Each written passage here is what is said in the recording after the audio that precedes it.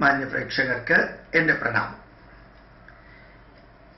ഭാരതീയമായിട്ടുള്ള ഏതാചാരങ്ങളും വിചാരങ്ങളും വിശ്വാസങ്ങളും സങ്കല്പങ്ങളും കഥകളും അനുഭവങ്ങളും ഉപദേശങ്ങളും ജീവിത യാഥാർത്ഥ്യങ്ങളും ഇങ്ങനെയുള്ളതെല്ലാം നമ്മൾ കേൾക്കുകയും കാണുകയും ചർച്ച ചെയ്യുകയും ചിന്തിക്കുകയും ചെയ്ത് അതിൽ നിന്ന് നന്മകൾ എടുത്തിട്ടാണ് ജീവിതത്തിൽ പകർത്തേണ്ടത്. അങ്ങനെ listening, watching, discussing, thinking and then പ്രാക്ടീസിങ്ങിൽ ഒരു റൂളുണ്ട്, നല്ലൊരു ധാർമ്മിക നിയമമുണ്ട്. ആചാര്യാത് പാദമാദത്തി. അധ്യാപകര് അല്ലെങ്കിൽ ആചാര്യന്മാര് അല്ലെങ്കിൽ ആ ഗ്രന്ഥം എഴുതിയ ഗ്രന്ഥകർത്താക്കള് അല്ലെങ്കിൽ ആ ഗ്രന്ഥത്തിൽ പറഞ്ഞിരിക്കുന്ന കാര്യങ്ങള് നമ്മളുടെ ജീവിതത്തിന് ആവശ്യമായിട്ടുള്ള അറിവുകളില് കാൽ ഭാഗമേ ഇവരിൽ നിന്ന് ലഭിക്കുള്ളൂ എന്ന് നാം തിരിച്ചറിയണം.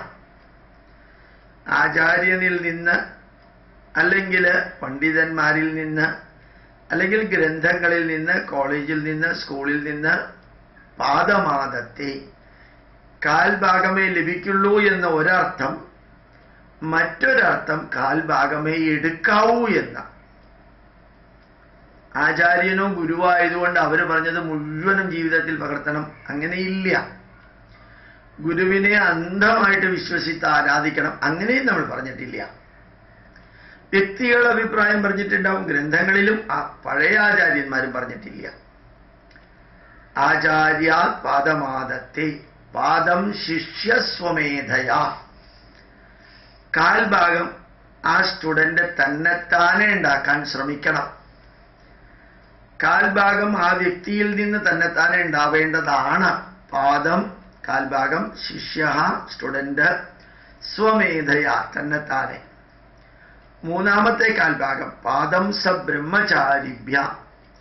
മൂന്നാമത്തെ കാൽഭാഗം സഹപ്രവർത്തകരും ബന്ധുക്കളും മിത്രങ്ങളും, അവരിലൂടെ വേണം മൂന്നാമത്തെ കാൽഭാഗം കിട്ടാൻ. ശേഷം കാലക്രമേണ ച.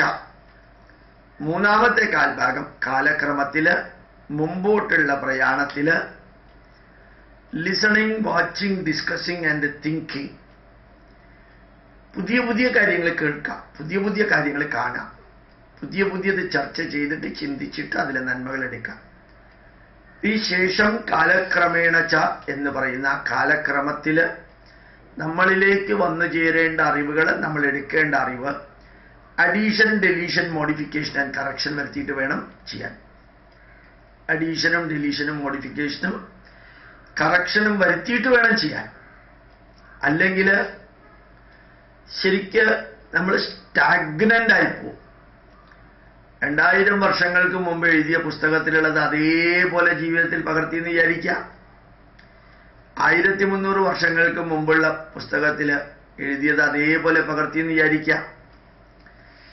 സ്വാമി ചിദാനന്ദപുരി അടുത്ത കാലത്തൊരു ഉദാഹരണം പറയുകയുണ്ടായി. ചിദാനന്ദപുരി ആശ്രമത്തിൽ ഇങ്ങനെ ഇരിക്കുമ്പോൾ ഒരു നല്ല മുസ്ലിം ഡോക്ടർ MBBS MD ഉള്ള ഡോക്ടറാണ്. അദ്ദേഹം ഒരു സൂട്ട് കേസുമായിട്ട് വന്ന് സ്വാമിയുടെ അടുത്തിരുന്നു. ഇപ്പൊ സ്വാമിജിക്ക് ഭയങ്കര അത്ഭുതമായി. വളരെ അടുത്ത കാലത്ത് അദ്ദേഹം പറഞ്ഞതാ. എന്താ വന്നതെന്ന് ചോദിച്ചു. ഇദ്ദേഹം വന്ന് ആ സൂട്ട് കേസ് തുറക്കാൻ പോകുമ്പോൾ ചിദാനന്ദപുരി സ്വാമി ചോദിച്ചു അത്രേ, ഭവിഷ്യപുരാണത്തിന്റെ വിവരണം പറയാനാണോ വന്നിരിക്കുന്നത് എന്ന് ചോദിച്ചു. അപ്പൊ ഡോക്ടർ പറഞ്ഞു, അതെ, ഭവിഷ്യപുരാണത്തിന്റെ കാര്യം പറയാനാണ് വന്നിരിക്കുന്നത്. അത് സ്വാമിക്ക് എങ്ങനെ മനസ്സിലായി എന്ന് ചോദിച്ചു. ഈ വരവും ഈ ഇരിപ്പും ആ സൂട്ട് കേസ് തുറക്കലും നോക്കിയാൽ ആർക്കാ മനസ്സിലാവാത്തത് എന്ന് ചോദിച്ചു.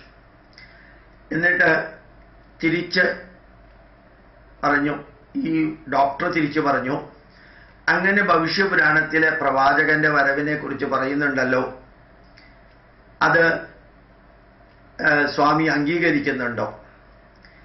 അപ്പൊ സ്വാമിജി മറുപടി കൊടുത്തു അത്രേ, ഖുർആൻ എന്ന ഗ്രന്ഥത്തിന്റെ മഹത്വം തെളിയിക്കാൻ വേറെ ഏതെങ്കിലും ഗ്രന്ഥത്തിന്റെ പിൻബലത്തിന്റെ ആവശ്യമുണ്ടെങ്കിൽ അത് ഖുർആൻ വളരെയധികം താഴുന്നു എന്നുള്ളതല്ലേ?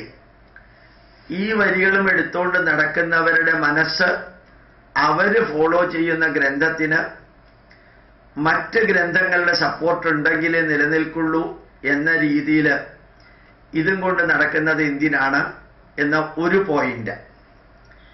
രണ്ടാമത്തെ പോയിന്റ് പറഞ്ഞു, ഷാജഹാനും ഔറംഗസീബുമെല്ലാം ഭരിച്ചിരുന്ന കാലത്ത് പിന്നീട് അവിടെ നിന്ന് ഇങ്ങോട്ട് ജസ്യൂട്ട് പാതിരിമാര് അവരെല്ലാം യാക്കോബൈറ്റ്സ് ക്രിസ്ത്യൻസ് ഭരിച്ചിരുന്ന കാലത്ത് ഭവിഷ്യപുരാണത്തിലെ ഉത്സർഗ പർവഭാഗത്തില് ധാരാളം മാറ്റങ്ങൾ വരുത്തിയിട്ടുണ്ട്. ഒറിജിനൽ ഭവിഷ്യപുരാണത്തിൽ ഇതൊന്നുമില്ല, എല്ലാം ചേർക്കപ്പെട്ടതാണ്. ആ ചേർക്കപ്പെട്ടത് നിങ്ങളുടെ പുസ്തകത്തിന് നിലനിൽക്കാൻ ആവശ്യമായ രീതിയിൽ നിങ്ങൾ എടുക്കുമ്പോൾ നിങ്ങളുടെ മതവും നിങ്ങളുടെ വിശ്വാസവും നിങ്ങളുടെ പ്രവാചകൻ പറഞ്ഞതും തന്നെത്താനെ നിൽക്കില്ല, വേറെ ആരുടെയെങ്കിലും സപ്പോർട്ട് ഉണ്ടെങ്കിലേ സാധിക്കുള്ളൂ എന്ന് അംഗീകരിക്കുകയല്ലേ. എന്നിട്ട് മൂന്നാമത് പറഞ്ഞു, 6000 വർഷങ്ങൾക്ക് മുമ്പ് എഴുതിയ ഭവിഷ്യപുരാണത്തില് 3600 വർഷങ്ങൾക്ക് ശേഷം ഒരു പ്രവാചകൻ വരുമെന്ന് പറയൂ? 6000 വർഷങ്ങൾക്ക് മുമ്പ് വേദവ്യാസൻ എഴുതിയ ഭവിഷ്യപുരാണത്തില് 3600 വർഷങ്ങൾ കഴിഞ്ഞ് ഒരു പ്രവാചകൻ വരുമെന്ന് പറഞ്ഞത് നിങ്ങൾക്ക് വിശ്വസിക്കാൻ സാധിക്കുമോ? ഇത്രയും പറഞ്ഞതോടുകൂടി മുസ്ലിം ഡോക്ടർ പ്രത്യേകിച്ച് ഒന്നും പറയാതെ അദ്ദേഹം പോയി. അത് ശരിയാണ് സ്വാമിജി എന്ന് പറഞ്ഞ് പോവുകയും ചെയ്തു എന്ന് പറഞ്ഞു. നമ്മൾ ആരോ എന്തോ പറഞ്ഞു. കുറെ ക്രിസ്ത്യാനികളും പറയാറുണ്ട് ഭവിഷ്യപുരാണത്തിൽ യേശുക്രിസ്തുവിനെ കുറിച്ച് പറയുന്നുണ്ട്. അത് ക്രിസ്ത്യൻ പാതിരിമാർക്ക് വേണ്ടിയിട്ട് മാറ്റി എഴുതിയതാണ്. പുരാണങ്ങളിൽ ഏത് അഡീഷനും ഡെലീഷനും എന്ത് വേണമെങ്കിൽ നടത്താം. അത് അവനവന് പ്രയോജനപ്രദമായ രീതിയിൽ നടത്താം. ഇപ്പൊ ക്രിസ്ത്യൻ മിഷണറിമാരും ക്രിസ്ത്യാനികളും ഹിന്ദുക്കളുടെ അല്ലെ എല്ലാം കൊടിമരമെടുക്കുന്നു, കൽവിളക്കെടുക്കുന്നു, കൽക്കുരിശെടുക്കുന്നു, മിശിഹ രാത്രി, വിദ്യാരംഭം, അങ്ങനെ കുറേ അധികം 100 കണക്കിന് കാര്യങ്ങൾ. വാക്കുകളെല്ലാം ഹിന്ദുക്കളുടെ വാക്കുകളാണ്. അതൊക്കെ എടുക്കുന്നത് എന്തിനാ? ഭാരതീയ പൈതൃകത്തോടുള്ള ബഹുമാനവും ആദരവും ഒന്നുമല്ല, അതുപയോഗിച്ച് അവരുടെ മതം പ്രചരിപ്പിക്കാൻ. ഭവിഷ്യപുരാണത്തിലെ വരികൾ ഉപയോഗിച്ച് മഹാമത ഇതിഖ്യാത ലിംഗച്ഛേദി ശ്മശ്രുധാരി എന്ന വരികൾ പിന്നീട് എഴുതി ചേർത്തത് ഉപയോഗിച്ച് ഇസ്ലാമിനെ ഗ്ലോറിഫൈ ചെയ്യാൻ വേറൊരു ഗ്രന്ഥത്തിന്റെ സപ്പോർട്ട് പോലെ ക്രിസ്ത്യാനികൾ അവരുടെ മതം പ്രചരിപ്പിക്കാൻ വേറെ മതത്തിന്റെ പലതും എടുത്ത് സതുദ്ദേശത്തോടുകൂടി ആവാൻ സാധ്യതയില്ല. ഹിന്ദുക്കളെ അങ്ങോട്ട് കൊണ്ടുവരാൻ എളുപ്പം അതാണ്. മണർകാട് പള്ളിയിലെ കന്യാമറിയവും മണർകാട് ഭഗവതിയും സഹോദരിമാരാണെന്ന് പറയാം. ഈരാട്ടുപേട്ടയിലെ സെന്റ് സെബാസ്റ്റ്യനും കോട്ടയത്തെ തിരുനക്കര മഹാദേവനും സഹോദരന്മാരാണെന്ന് പറയാം. വെറുതെ ഒന്ന് ചിന്തിച്ചു നോക്കാം, അതിന്റെ പുറകിൽ എന്തായിരിക്കും ഉദ്ദേശം? ഇങ്ങനെ ഇല്ലാത്ത പലതും കൂട്ടിച്ചേർത്ത പലതും ദുർവ്യാഖ്യാനം ചെയ്ത പലതും തെറ്റിദ്ധരിപ്പിക്കാൻ സൃഷ്ടിച്ച പലതും എന്തൊക്കെയോ ഗ്ലോറിഫൈ ചെയ്യാനും പ്രചരിപ്പിക്കാനുമായിട്ട് ഉപയോഗിക്കുന്നത് ഒഴിവാക്കാനാണ് ആചാര്യാത് പാദമാദത്തെ, ആചാര്യനിൽ നിന്ന് കാൽഭാഗം, പാദം ശിഷ്യസ്വമേധയ.